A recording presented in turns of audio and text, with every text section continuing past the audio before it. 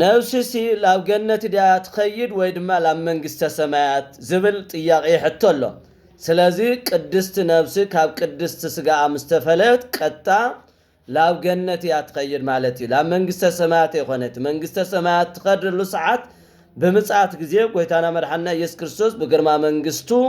كما تصكل ايو እዚ ደሞ ገነት ማለት እንታይ ማለት ድያ እንተልና ገነት ናት ክልት ቦታ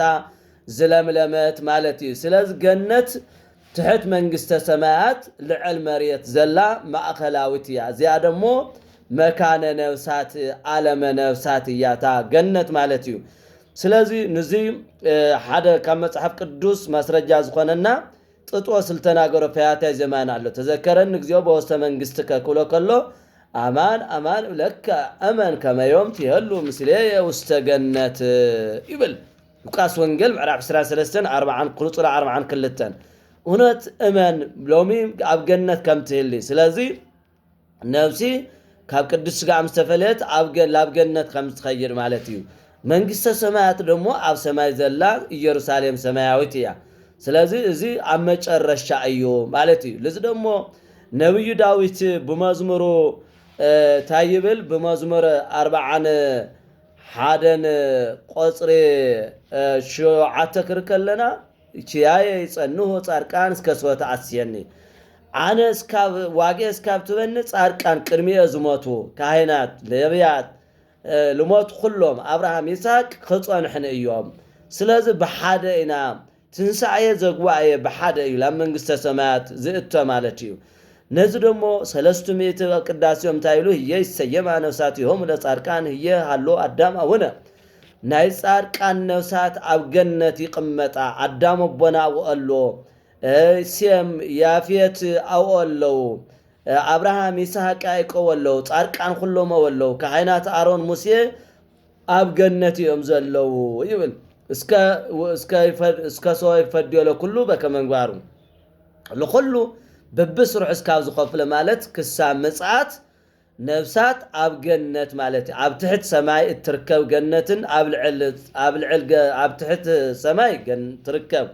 ኣብ ልዕል መሬት ደሞ እትርከብ ገነት ኣው እዮም ዝቕመጡ ነፍሳት ማለት ስለዚ ነፍሳት ቅድስት ስጋ ነፍሲ ካብ ስጋ ትፍለተላ ላብ ገነት ያ ትኸይር ማለት እዩ ሕማቅ ዝኾነ ደሞ ሲኦል ደሞ ትሕት ገሃነም ዘላ ኣብ ልዕል መሬት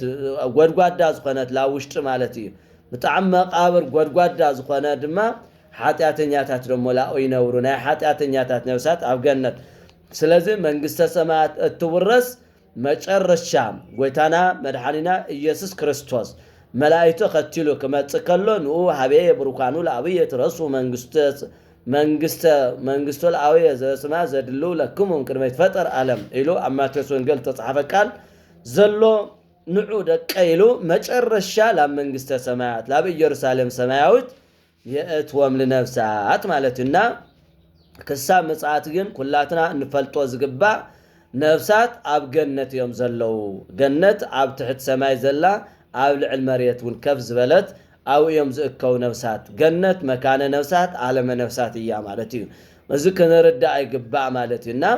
መጨረሻ መንግስተ ሰማያት ወዋርስን ደሞ ናይ መጨረሻ እዩ ስለዚ ገነት ንኹላትና ክንፈልጦ ዝገባ ነፍሳት ኣብ ገነት ከም ዘለው ከአዳም ጀሚሩ ክሳብ ዘለናዮ እስካብ ምጽአትም ዘለው ነፍሳት